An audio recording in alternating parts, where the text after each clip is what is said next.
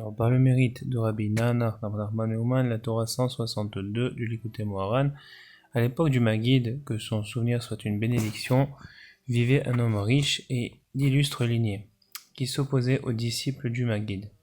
Ceux-ci vinrent parler de cet homme à leur maître, qui leur demanda de faire en sorte de les rapprocher de lui, et de prier, le Saint béni soit-il, de leur venir en aide. C'est ainsi qu'ils agirent, reçurent l'aide divine et parvinrent à rapprocher cet homme du Maguide, de mémoire bénie.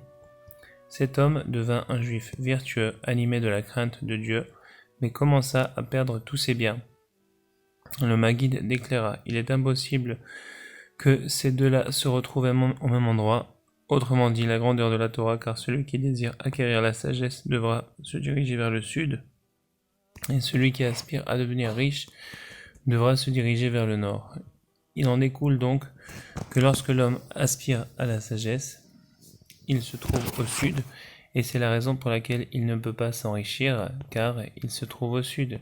Il n'est donc pas au nord, alors que la richesse s'y trouve, et ainsi l'inverse.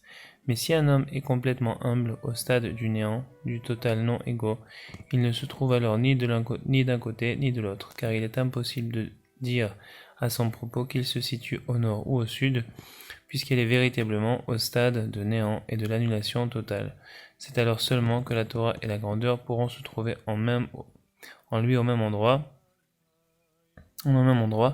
à l'image de Moshe notre maître, que la paix soit sur lui, ainsi que Rabbeinu Akadosh Rabbi Yehuda ainsi qui a compilé la Mishnah.